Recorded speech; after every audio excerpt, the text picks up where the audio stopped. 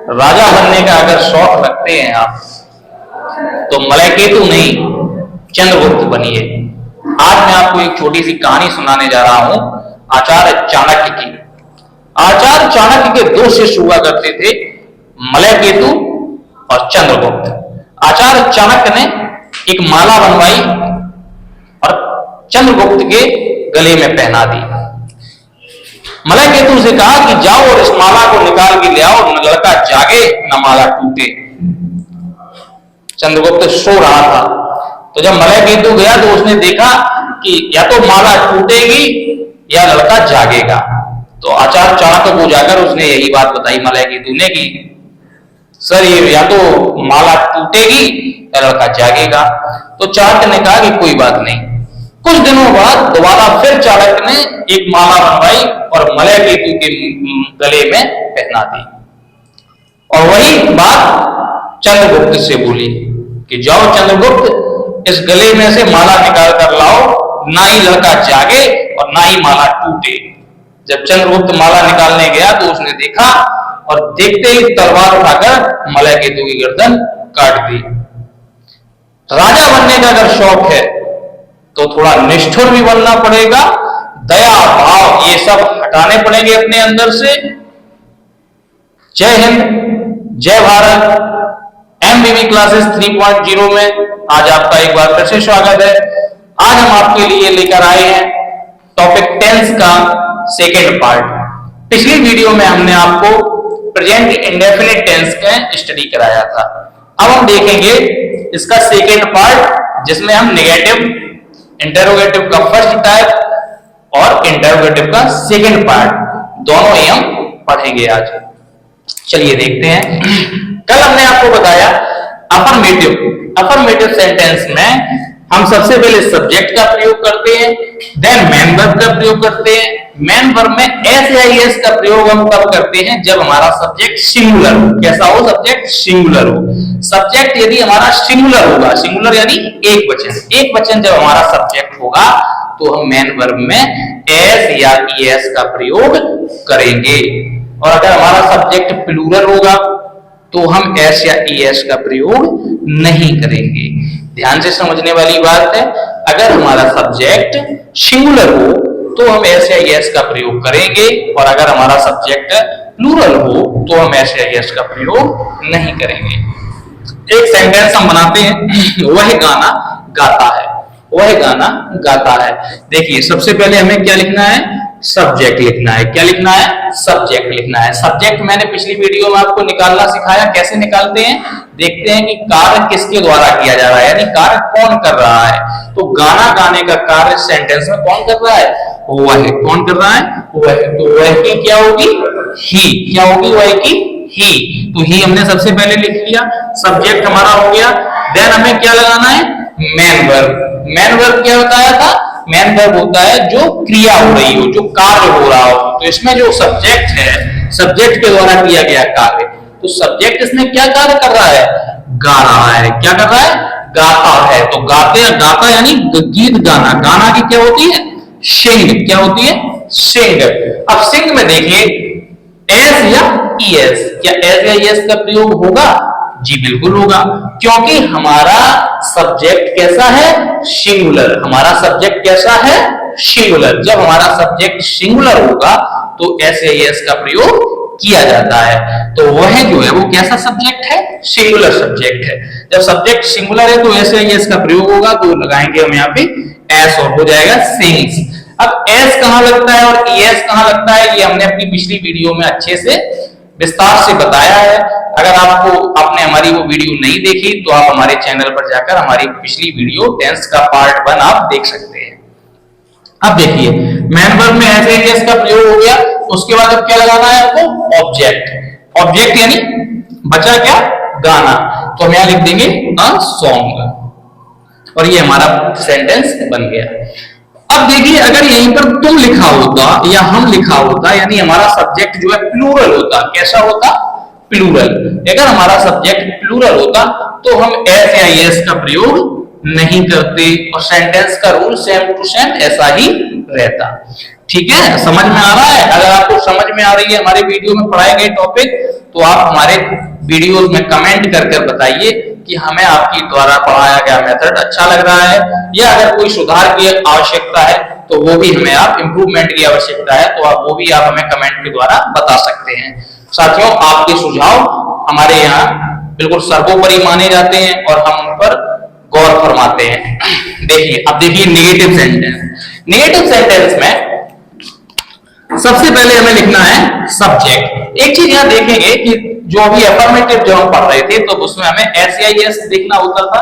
अब यहाँ main verb में SAIS का प्रयोग नहीं करना है, अब इसमें हेल्पिंग वर्ब का प्रयोग होगा। साथियों, हेल्पिंग वर्ब लगेगी डू या डज। क्या लगेगी हेल्पिंग वर्ब? डू या डज। अगर सब्जेक्ट सिंगुलर होगा तो डज लगेगी। यहां मैं लिख दे रहा हूं, सब्जेक्ट सिंगुलर होगा, सिंगुलर सब्जेक्ट। कैसा subject? Singular subject. Singular subject होगा तो क्या आएगा? डज। प्लूरल सब्जेक्ट अगर होगा, प्लूरल सब्जेक्ट होगा तो क्या यूज में आएगा? डू। क्या आएगा? डू।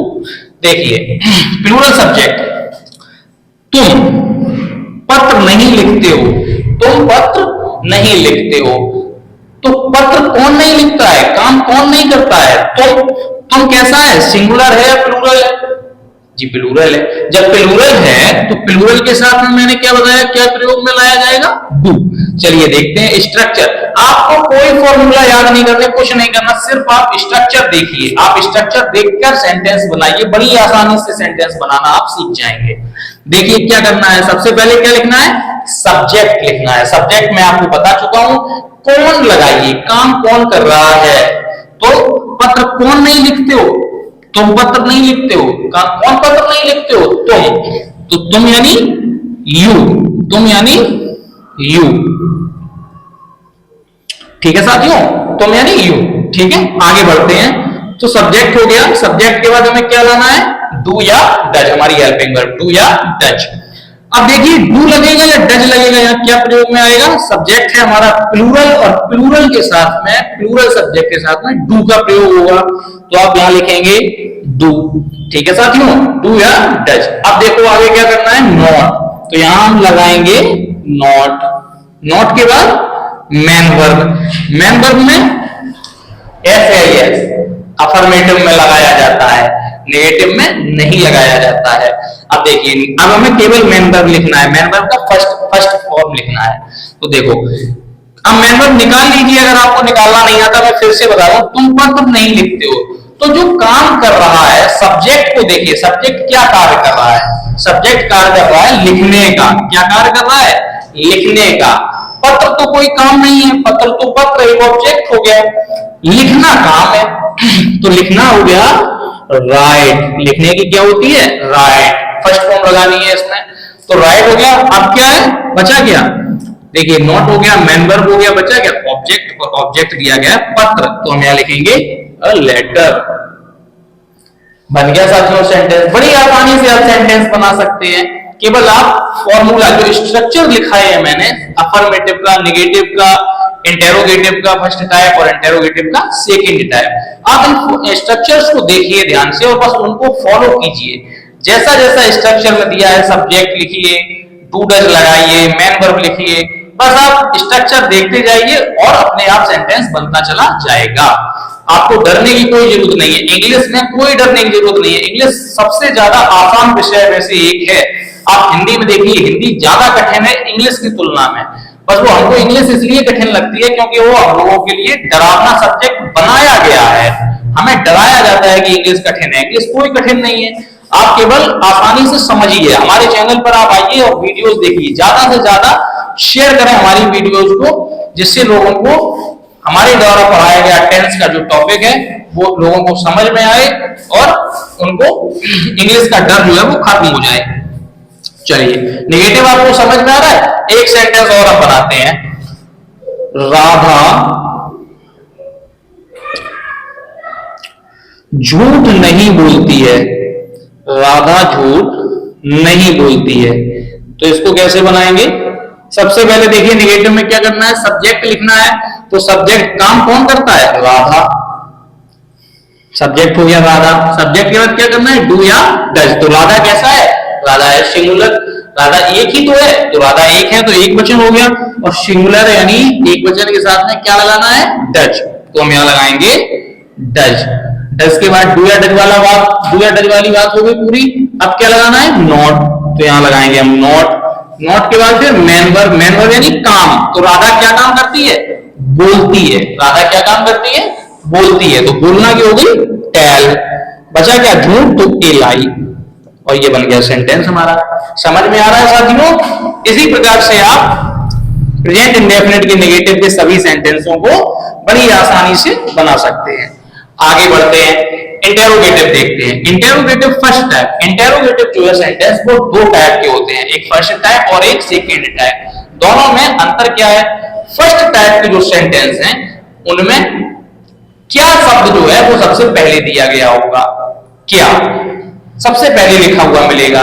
और जो सेकंड टाइप के सेंटेंस हैं उनमें क्वेश्चन मार्क वर्ड जो है, प्रश्नवाचक शब्द वो बीच में दिए गए होंगे। कहां दिए गए होंगे, बीच में। क्वेश्चन मार्क वर्ड कहां दिए गए होंगे, बीच में, वो हो गया सेकंड टाइप। और क्या पहले लिखा होगा तो वो होगा फर्स्ट टाइप। चलिए देखिए, फर्स्ट टाइप अगर हम पढ़ेंगे तो सबसे पहले हमें डू या डज लगाना होगा। अब आप यहां देखिए एक एग्जांपल। अच्छा, एक सेंटेंस ये है, वह अपना पाठ याद नहीं करता है। ये सेंटेंस आप हमें हमारे कमेंट बॉक्स में सॉल्व करके बताइएगा। चलिए अब यहां हम देखते हैं, ये आपके लिए होमवर्क हो जाएगा। अब आप ये हमें बताएंगे कमेंट बॉक्स में बनाकर। चलिए आगे देखते हैं, क्या वे पतंग उड़ाते हैं। अब देखिए यहां पर क्या सबसे पहले लिखा हुआ मिला, मैंने आपको बताया था जब क्या सबसे पहले लिखा हुआ मिले तो वो हो जाएगा आपका इंटेरोगेटिव फर्स्ट टाइप। क्या हो जाएगा वो, इंटेरोगेटिव फर्स्ट टाइप।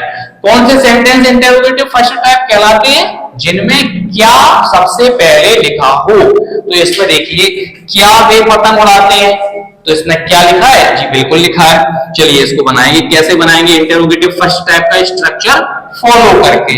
सबसे पहले लगाना है डू या डज। तो डू या डज कैसे लगाते हैं, डू या डज लगाते हैं सब्जेक्ट के अकॉर्डिंग, सब्जेक्ट को देखकर। सब्जेक्ट सिंगुलर होगा तो डज, और प्लूरल होगा तो डू। तो हमारा सब्जेक्ट कैसा है, वे। वे कैसा है, प्लूरल। तो प्लूरल के साथ में, प्लूरल के साथ में हमें क्या करना है, डू लगाना है। क्या लगाना है, डू। तो हम लगाएंगे डू। क्या लगाएंगे, डू। डू के बाद में देखिए डू या डज वाली बात हो गई। डू के बाद हमें लगाना है सब्जेक्ट। क्या लगाना है, सब्जेक्ट। सब्जेक्ट कौन है, कौन पतंग उड़ाते हैं, वे। तो वे की हो जाएगी दे। क्या हो जाएगी, वे की दे। चलिए आगे देखेंगे। अब देखेंगे मेन वर्ब। मेन वर्ब यानी काम, एक्शन यानी वर्ब देखेंगे। देखिए क्या है, वे क्या काम करते हैं, उड़ाने का। पतंग तो काम नहीं है, पतंग तो पतंग एक ऑब्जेक्ट है। उड़ाने का, तो उड़ाने की होती है फ्लाई। क्या होती है, फ्लाई। अब बचा क्या, पतंग, तो हम लिख देंगे अ काइट। और इंटेरोगेटिव सेंटेंस में साथियों एक बात का विशेष ध्यान रखना है कि क्वेश्चन मार्क हमें जरूर लगाना है। प्रतियोगी परीक्षाओं में विशेष रूप से क्वेश्चन मार्क का ध्यान रखें। समझ में आया साथियों ये सेंटेंस? एक सेंटेंस मैं आपको दे रहा हूं, ये आप लोग हमें कमेंट बॉक्स में इंटेरोगेटिव का बना के बताएंगे। क्या हम पानी पीते हैं, क्या हम पानी पीते हैं। ये इंटेरोगेटिव का एक सेंटेंस है, ये आप इंटेरोगेटिव फर्स्ट टाइप का, ये आप हमें कमेंट बॉक्स में बनाकर बताएंगे। चलिए अब सेकंड टाइप का देख लेते हैं। सेकंड टाइप में क्वेश्चन मार्क वर्ड सबसे पहले लिखना है। हमने आपको बताया था कि सेकंड टाइप के सेंटेंस होते हैं जिनमें प्रश्नवाचक शब्द यानी क्वेश्चन मार्क वर्ड बीच में दिया गया होगा, और जब बीच में दिया गया है उस शब्द को हम सबसे पहले लिखेंगे।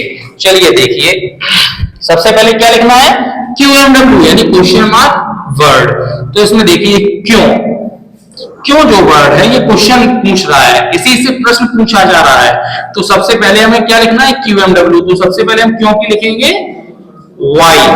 अब देखिए QMW लिख दिया, अभी डू या डज। डू या डज मैंने आपको बताया कि डू या डज सब्जेक्ट के अकॉर्डिंग लगाना है। सब्जेक्ट क्या है हमारा, रामायण कौन पढ़ती है, राधा। तो सब्जेक्ट है राधा, तो राधा के अनुसार क्या लगेगा, राधा कैसी है, सिंगुलर है प्लूरल, एक है ज्यादा, जी राधा एक है। जब राधा एक है तो राधा के अनुसार डज का प्रयोग होगा, तो हम लगाएंगे डज, वाई डज। अब देखिए QMW हो गया, डू या डज हो गया, अब क्या लगाना है? सब्जेक्ट। सब्जेक्ट हमने अभी निकाला, क्या है सब्जेक्ट? राधा। तो हमने सब्जेक्ट लिख लिया राधा। अब देखिए सब्जेक्ट के बाद हमें लगाना है मेन वर्ब। मेन वर्ब आपको सिखा दिया, अब आप सीख गए होंगे मेन वर्ब होता है कार्य। सब्जेक्ट जिस कार्य को करता है वो होता है मेन वर्ब।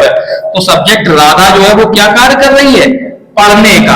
रामायण कोई कार्य तो नहीं है, रामायण तो एक पुस्तक है, धार्मिक ग्रंथ है हिंदुओं का जी। कार्य क्या है? पढ़ना। तो पढ़ने की होती है रीड। अब बचा क्या साथियों? देखिए मेन वर्ब के बाद क्या बचा? ऑब्जेक्ट। तो ऑब्जेक्ट क्या है इसमें? रामायण। तो हम लिखेंगे द रामायणा और हम क्वेश्चन मार्क का ध्यान रखेंगे जी साथियों। तो इतनी सरल लैंग्वेज में बड़ी ही आसानी से मैंने आपको प्रेजेंट इंडेफिनिट का टेंस पूरा कंप्लीट कराया। अब आप देखिए इंटेरोगेटिव जो नेगेटिव सेंटेंस होते हैं, इंटेरोगेटिव नेगेटिव में ध्यान रखिए हमेशा सब्जेक्ट के बाद नॉट लगाया जाता है। चाहे आप इस सेंटेंस को देखें, क्या वे पतंग उड़ाते हैं, तो अगर यहां लिखा होता क्या वे पतंग नहीं उड़ाते हैं तो क्या होता? सब्जेक्ट के बाद में नॉट लगता, डू दे नॉट। और यदि राधा रामायण क्यों नहीं पढ़ती है लिखा होता तब भी सब्जेक्ट के बाद लगता why does Radha not read the Ramayana. साथियों समझ में आ रही है अगर आपको हमारी वीडियो, तो आप प्लीज हमारी वीडियोस को लाइक करें, चैनल हमारा सब्सक्राइब करें, ज्यादा से ज्यादा साथियों को शेयर करें और बेल आइकॉन दबाना ना भूलें। जय हिंद, जय भारत।